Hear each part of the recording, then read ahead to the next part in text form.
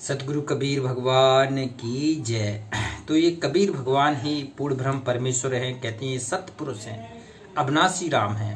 और कहते हैं जब ये प्रकट होके आते हैं तो अपने भक्तों को अपने मोक्ष धाम सतलोक ले जाते हैं। तो आज कबीर साहब की साखियों के माध्यम से अनमोल कहते हैं गुरु की महिमा कर रहे हैं। सतगुरु की महिमा कितना बताई है कबीर साहब ने। तो कबीर साहब की महिमा गाते हैं, अपने सतगुरु की महिमा गाते हैं। देखो कहते हैं गुरु सो ज्ञान जो लीजिए। देखो ये गुरु की महिमा वाले बहुत उत्तम साखियां हैं कबीर की। कहते हैं गुरु सो ज्ञान जो लीजिए और शीश दीजिए दान। शीश क्या करना है? दान में देना है सतगुरु के। और भौतक भौंदू बह गए राख जीव अभिमान। कहते हैं भौतक भौंदू बह गए। एक आध नहीं, भौंदू भौंदू कहा है नादानों को, मूर्ख व्यक्तियों को भौंदू कहा है कबीर साहब ने। कहते हैं संसार में आए और भौंदू बन के चले गए, ना उन्होंने भक्ति की, ना कोई काम किया, ना कुछ किया, केवल माया माया में लगे रहे, माया माया जोड़ते रहे। तो कहते हैं भौतक भौंदू बह गए राख जीव अभिमान। कहते अभिमान धारण करके लाखों जीव बह गए, 184 योनियों में चले गए लाखों लोग। कहते हैं गुरु की आज्ञा आप ही। देखो कबीर की बहुत ही उत्तम साखियां हैं इसमें। कहती है गुरु की आज्ञा आवे ही और गुरु की आज्ञा जाए। कह कबीर सो संत है सो आवागमन न साए। बताओ कितना अनमोल। कहती है गुरु की आज्ञा आवे ही। जब भी आपको सतगुरु कोई आदेश दे, आज्ञा दे, तो आपको सिर समर्पण करके आपको आदेश का पालन करना है। भक्ति कहती है गुरु की आज्ञा आवे ही और गुरु की आज्ञा जाए। कहती आना जाना है गुरु की आज्ञा का, लेकिन आपको सतर्क रहना है कि हमारा सतगुरु हमें क्या आदेश दे दे। वो कहती है कह कबीर सो संत है। आहा कहती है जो गुरु की कहती है आदेश में लगा रहेगा, बिल्कुल अंतिम श्वास तक भक्ति करता रहेगा, हाथ जोड़ के समर्पण भाव से करता रहेगा, तो कबीर साहब कह रहे हैं कि वो ही संत है और उसका आवागमन न साए। फिर उसका आवागमन हमेशा हमेशा के लिए खत्म हो जाएगा। कहते हैं गुरु पारस को अंतरो जानत है सब संत।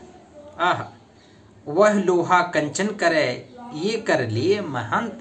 कहती हैं जैसे पारस होता है और लोहा, गुरु पारस है और लोहा क्या है? लोहा ये भगत शिष्य। तो जब तक ये पूरी तरह से संपर्क में नहीं आएगा, पूरी तरह से आधीन नहीं हो पाएगा, चिपक नहीं पाएगा, अपने आप को समर्पण नहीं करेगा गुरु से, तो कहते हैं वो काय को सोना बनेगा, वो सोना नहीं बनेगा। तो कहते हैं गुरु पारस को अंतरो जानत है सब संत। सब संत जानते हैं कि जब तक पूर्ण समर्पण नहीं होगा, पूर्ण आधीनी नहीं आएगी, तन मन धन सब पूरा समर्पण सतगुरु के चरणों में नहीं होगा, तब तक बात नहीं बनेगी। सब संत जानते हैं, करता नहीं है कोई भी। कहती हूँ वह लोहा कंचन करे, वो लोहा कंचन कर जाएगा जो पूर्ण समर्पण हो जाएगा। वो ये कर ले महंत। बताओ ये महंत वाले काम वो सच्चा शिष्य कर लेगा जिसने समर्पण कर दिया। कहते कुमत कीच चेला भरा और गुरु ज्ञान जल होए और जन्म जन्म का मूर्छा पल में डारे धोए। देखो कहते हैं कुमच कीच चेला भरा। चेला जो गुरु के चरणों में आता है उसके अंदर बहुत कुमत भरी होती है, बहुत युगों युगों की उसके अंदर कुमत पड़ी रहती है। लेकिन सतगुरु क्या करता है? अपने पैरों की चोट मार मार के, ज्ञान का वचन मार मार के उसको पवित्र कर देता है। इतना पवित्र कर देता है कि फिर वो शीतल हो जाएगा। कुमत कीच चेला भरा और गुरु ज्ञान जल होए। गुरु कहते हैं उसकी जैसे जल डालते ना सारी बुराई धो देता है, तो गुरु ऐसे उसका सारी बुराइयां धो देगा।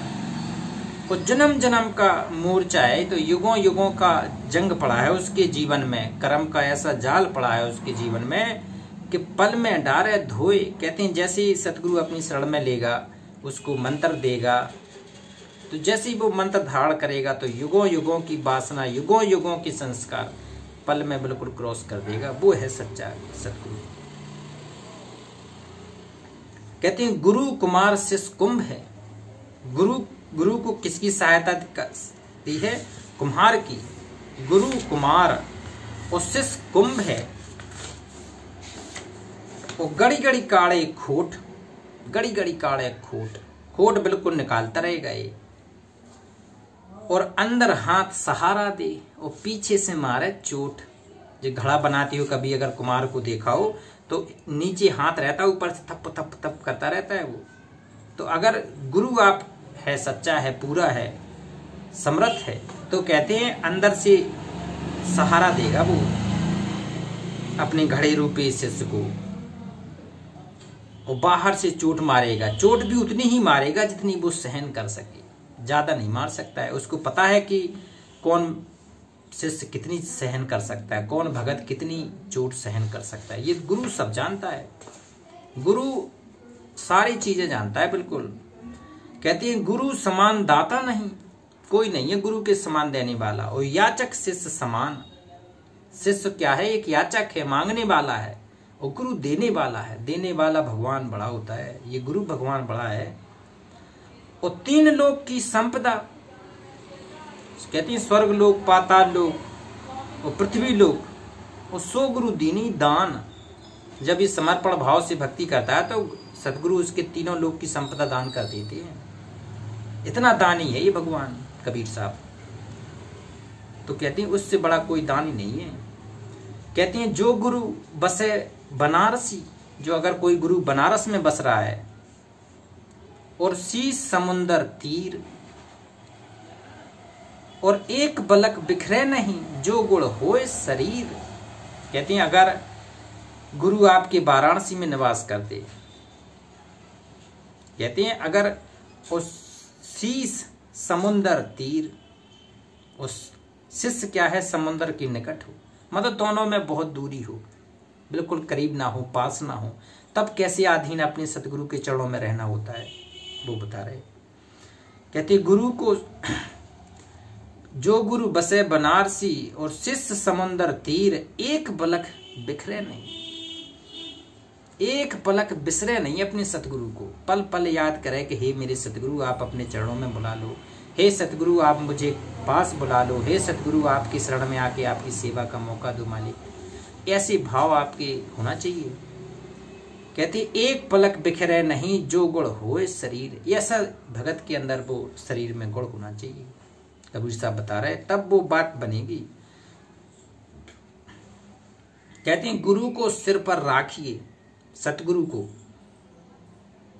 एक भगत को, शिष्य को क्या चाहिए? क्या हमारा गुरु हमारे सिर पर बैठ जाए, गुरु को सिर पर। और जो अगर जिसके सिर पे सतगुरु विराजमान हो गया, फिर उसको कहीं किसी प्रकार का कोई दुख नहीं हो सकता है। कहते हैं गुरु को सिर पर राखिए और चलिए आज्ञा माह है। फिर आज्ञा माह चलना है, आज्ञा को बिल्कुल समर्पण भाव से करके चलना है सतगुरु की। चलिए आज्ञा माह और कह कबीर ता दास को। कबीर साहब कह रहे हैं उस दास को बेटा 3 लोक भय ना है, 3 लोक में उसका कोई भय नहीं रहेगा, कहीं कोई उसको कुछ डर भी नहीं रहेगा। अगर सतगुरु को सिर पर बैठा के अपना काम कर रहा है, समर्पण भाव से लगा है, तो सतगुरु फिर कहते हैं उसकी लाज रखता है, सहायता करता है।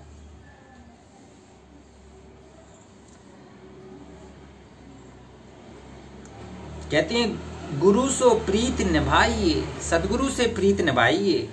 और जही तथ निभय संत, और प्रेम बिना ढिग दूर है, प्रेम निकट गुरु कंत। कहते हैं प्रेम, गुरु से प्रीत निभाइए, सतगुरु से सच्चा प्रेम निभाइए, या आधीन भाव से सतगुरु के चरणों में। कहते हैं हाथ जोड़ के समर्पण भाव से नजरें नीचे करके सतगुरु के पास बैठना होता है।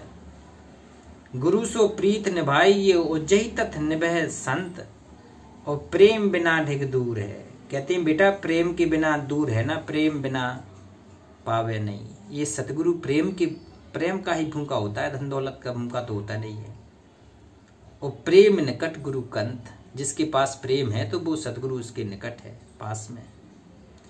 गुरु मूरत गति चंद्रमा, आह गुरु मूरत गति चंद्रमा, और सेवक नैन चकोर। देखो कितनी तुलना कर दी है कि गुरु की मूर्ति चंद्रमा के समान है, और सेवक के नेत्र चकोर के तुल्य, और 8 पहर निरखत रहे, 8 पहर निरखत रहे, और गुरु मूरत की ओर, सतगुरु की मूरत की ओर 8 पहर देखता रहे। वो है भगत। कहती है मूल पूजा गुरु रूप है। सतगुरु के स्वरूप को देखना ही तो कबीर के मार्ग में मूल पूजा है। और मूल पूजा गुरु, मूल ध्यान गुरु रूप है, और मूल पूजा गुरु पांव, चरणों की पूजा बताइए पार होने के लिए। और मूल मंत्र गुरु वचन है, मूल सत्य सतनाम। बताओ। तो कहते हैं चंद्रमा के जैसे चकोर पक्षी होता है ना, चंद्रमा को कैसे निहारता रहता है, अपनी जान की बाजी भी खेल लेता है। तो इसी प्रकार जो भगत है ना, जो शिष्य है, उसको भी अंतिम श्वास तक अपने गुरु को देखना है, निहारना है, प्रेम करना है।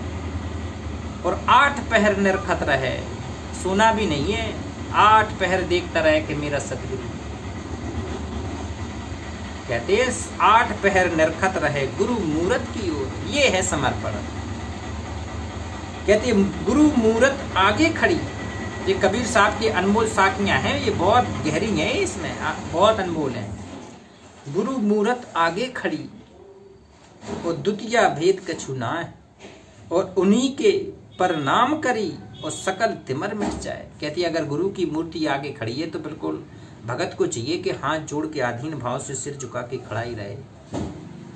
दास भाव में भक्ति है कबीर की, दासापन, आधीन, तब ये पूर्ण मोक्ष को प्राप्त करेगा। तो ये आधीन भाव के, प्रेम के हैं, समर्पण के हैं, ये सारे आपको एक एक करके समझाए जा रहे हैं। तो सतगुरु से प्रेम के लिए ये गुरु महिमा के शब्द हैं। गुरु महिमा कितनी अनमोल होती है, ये वीडियो आपको अब कंटिन्यू आएंगे। पूज्य परम परमेश्वर सतगुरु कबीर साहिब की जय।